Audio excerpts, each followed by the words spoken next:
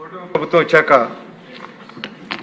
గతంలో జరిగినటువంటి అవకతవకలు జరగకుండా ఎన్ని ఆర్థిక సంక్షోభాలు ఉన్నప్పటికీ ఎన్నికల్లో ఏదైతే వాగ్దానం చేశామో వాగ్దానం చేసిన ప్రతి ఒక్కటి కూడా అమలు చేసేటువంటి ప్రక్రియలో ముఖ్యమంత్రి గారి అనుభవం, వారి తాలూకా దూరదృష్టితో రాష్ట్ర ఆర్థిక వ్యవస్థను సరిచేస్తూ సంక్షేమ కార్యక్రమాల బాట వైపు తీసుకెళ్తూ ఒకవైపు అభివృద్ధి బాట వైపు పారిశ్రామికీకరణ, మీకు లక్షలాది కోట్ల రూపాయలు పెట్టుబడులు తీసుకొచ్చి రాష్ట్రాన్ని ప్రగతి బాటలో నడిపిస్తున్నటువంటి ముఖ్యమంత్రి గారికి మా హృదయపూర్వక ధన్యవాదాలు.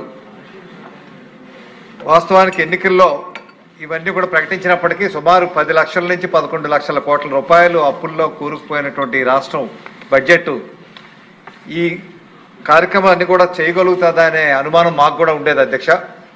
చెప్పడానికి కూడా కొద్దిగా భయపడే వాళ్ళని. అయినప్పటికీ అతి తక్కువ కాలంలో ఇచ్చిన హామీలన్నీ కూడా ఒకటి అమలు చేస్తూ పెన్షన్తోనే మొదలుపెట్టి సుమారు 33,000 కోట్ల రూపాయలు ఒక్క పెన్షన్ మీదే ఖర్చు పెట్టినటువంటి పరిస్థితి అన్నది బహుశా దేశంలోనే ఏ రాష్ట్రంలోనూ కూడా ఇటువంటి కార్యక్రమం జరగట్లేదు అధ్యక్ష. 4,000 మొదలుపెట్టి 15,000 రూపాయల వరకు ఇచ్చే కార్యక్రమం జరుగుతూ ఉంది. ఈ కార్యక్రమం ఇంకా విస్తృతంగా ప్రతి ఒక్క ఇంటికి 1వ తారీఖు కల్లా తీసుకొని వెళ్ళి ఇచ్చేటువంటి కార్యక్రమం చాలా విజయవంతంగా అధికారుల సహకారంతో కూటమి నాయకులు అందరూ కూడా వెళ్ళి సంతృప్తిగా ప్రతి ఒక్క గుమ్మానికి వెళ్ళి ఇచ్చే కార్యక్రమం.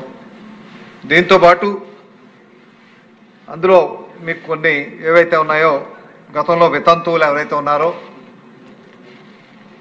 ఆ వితంతువులు కొంతమంది గత ప్రభుత్వం ఇవ్వలేదు అధ్యక్ష, వారికి కూడా ఇచ్చే కార్యక్రమం కూడా దశల వారీగా చేస్తామని ముఖ్యమంత్రి గారు తెలియపరుస్తున్నారు. అది కూడా సాధ్యమైన త్వరలోనే అమలుపరిచేటువంటి ప్రక్రియ చేయాల్సిందిగా మీ ద్వారా ప్రభుత్వాన్ని కోరుతూ, అదేవిధంగా ఎల్పిజి కనెక్షన్స్ ఇవన్నీ కూడా ప్రతిపక్షం వాళ్ళు ఇవన్నీ ఇవ్వరు, కేవలం నోటి మాటలకే చెప్తున్నారు అన్నది విరుద్ధంగా ఈరోజు ప్రతి ఒక్కరికి కూడా ఇస్తూ సుమారు ఇప్పటికే వేలాది కోట్ల రూపాయలు ఖర్చు పెట్టి సుమారు 97 లక్షల మంది దీనివల్ల లబ్ధి పొందుతున్నటువంటి పరిస్థితి ఉంది అధ్యక్ష.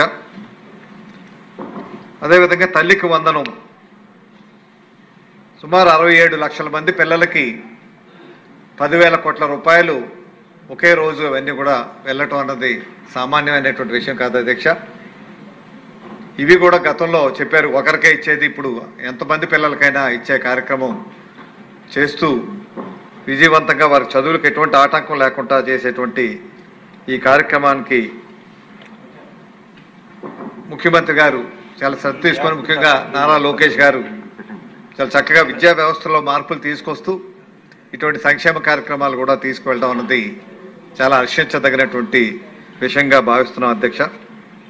అదేవిధంగా అన్నదాత సుఖీభవ, రైతుల్ని ఆదుకోవాలనేటువంటి ఆలోచనతో సుమారు 20,000 రూపాయలు ప్రతి ఏడాది రైతులకు ఇచ్చే విధంగా కార్యక్రమాలు ఏదైతే చేపట్టారో వాటిలో సంబంధించి కౌలు రైతులకు సంబంధించి కూడా ఇవ్వాల్సినటువంటి అవసరం ఎంతైనా ఉంది అధ్యక్ష.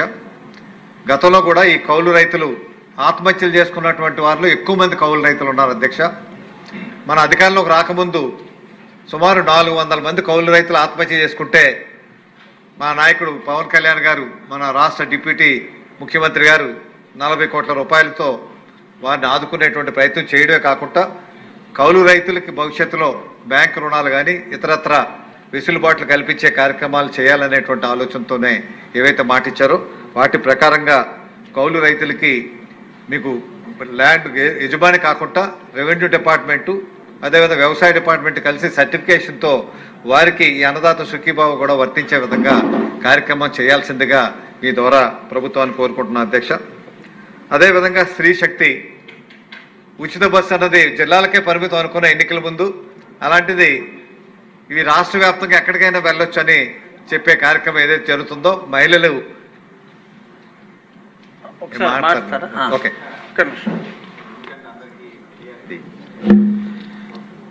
ఏదైతే అన్నదాత సుఖీభవ 46,80,000 మందికి ఇచ్చాము అధ్యక్ష, ఇది కౌలు రైతులకు కూడా ఇవ్వాలి. అయితే ఖరీఫ్ సీజన్లో మొదటి విడతలో కౌలు రైతులు ఎవరనేది నిర్ధారణ చేయలేము.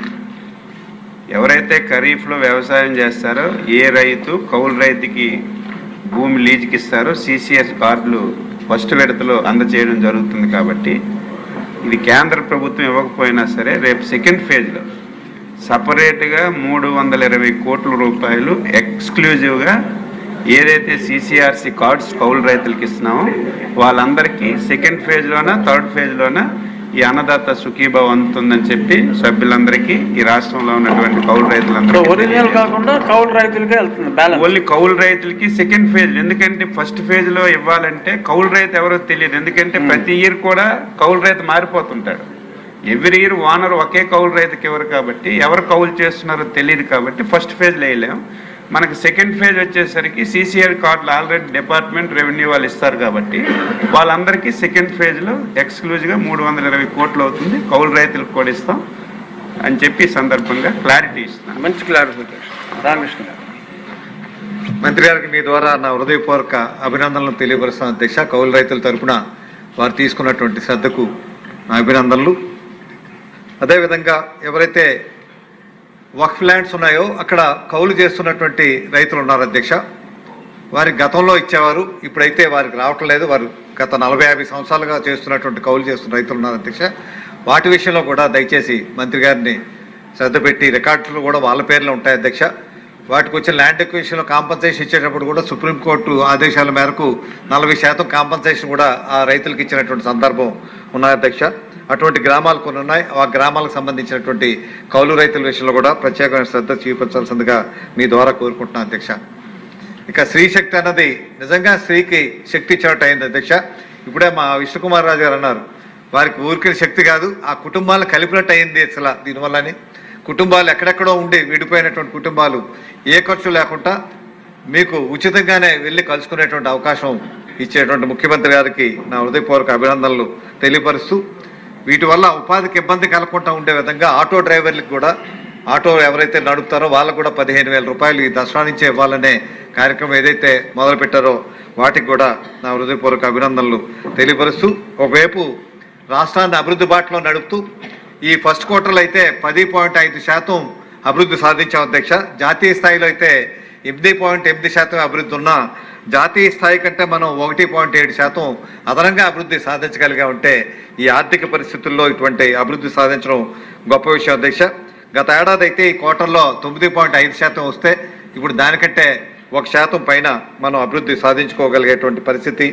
గత ఏడాదితో చూస్తే సుమారు గత ఏడాదిలోనే 2% అదనంగా వచ్చిన మొదటి సంవత్సరంలోనే అభివృద్ధి సాధిస్తూ పారిశ్రామికీకరణ, అదేవిధంగా అన్ని వ్యవస్థలు కూడా అభివృద్ధి బాటలోకి ముందుకు వెళ్ళి లక్షలాది కోట్ల రూపాయలు పెట్టుబడులు వచ్చి అభివృద్ధి చేస్తూ అభివృద్ధికి సంక్షేమానికి రెండు కళ్ళా చూసేటువంటి ప్రభుత్వం చేస్తున్నటువంటి చర్యల వల్ల ప్రజలకి మేలు జరగడమే కాకుండా గతంలో ఏవైతే అన్యాయాలు జరిగావో ఈరోజు ప్రశాంతంగా ప్రజలు అన్ని సంక్షేమ కార్యక్రమాలు వారి ఇంటి చేతగా వస్తున్నాయనేటువంటి సంతృప్తి అయితే ఉంది అధ్యక్ష. మీ ద్వారా ప్రభుత్వాన్ని ఒకే ఒక విన్నపం చేయదలుచుకున్నాం. ఏవైతే ఫీ రియంబర్స్మెంట్ ఉందో 67 లక్షల పిల్లలకి ఇచ్చాం, అదేవిధంగా అన్నదాత సుఖీభావ ఇచ్చాం, పెన్షన్ ఏ రకంగా అయితే ఇచ్చామో అదే బాణీలో ఇవి కూడా ఇచ్చే ఏర్పాటు వచ్చే ఏడాది నుంచి చేస్తే అక్కడ మన నాయకులు వెళ్ళి ఇచ్చేటట్టు, ప్రతి స్కూల్కి వెళ్ళి ప్రతి పేరెంట్కి ఇచ్చేటట్టు చేసే కార్యక్రమం చేస్తే ఆ ఇంటరాక్షన్ ఉంటుంది. కాబట్టి మనకు పార్టీకి నాయకులకి ఎమ్మెల్యేలకు కూడా వెళ్ళి స్వయంగా ఇచ్చేటువంటి కార్యక్రమం చేసి ఏదో ఒక కంప్యూటర్ బటన్ నొక్కితే వెళ్ళిపోయే పరిస్థితి కాకుండా ఒక కార్యక్రమాన్ని పెట్టి, ఎందుకంటే ఇంత పెద్ద కార్యక్రమం దేశంలో ఎక్కడ లేదు అధ్యక్ష. ఈ కార్యక్రమం తాలూకా ఫలాలు స్వయంగా మనం వెళ్ళటం వల్ల అక్కడ ఉన్న లోటుపాట్లు కూడా తెలుస్తాయి. ఎక్కడైనా లోటుపాట్లు ఉంటే అవి సరి చేసేటువంటి అవకాశం ఉంటుంది. మనకి సంతృప్తి ఉంటుంది, లబ్ధిదారుడికి కూడా సంతృప్తి ఉంటుంది. కాబట్టి ఆ రీకాల్ వాల్యూ ఉండాల్సినటువంటి అవసరం ఉంది. కాబట్టి అటువంటి చిన్న సవరణలు ప్రభుత్వం తీసుకోవాల్సిందిగా మీ ద్వారా ఈ ప్రభుత్వాన్ని కోరుకుంటూ, ఈ అవకాశం ఇచ్చిన మీకు, ప్రభుత్వం ఇటువంటి మంచి కార్యక్రమాలు చేస్తున్నందుకు మేము ధైర్యంగా గర్వంగా ప్రజల్లోకి వెళ్ళగలిగేటువంటి కార్యక్రమాలు చేస్తున్న చంద్రబాబు నాయుడు గారికి, ఉప ముఖ్యమంత్రి పవన్ కళ్యాణ్ గారికి నా హృదయపూర్వక అభినందనలు అధ్యక్ష.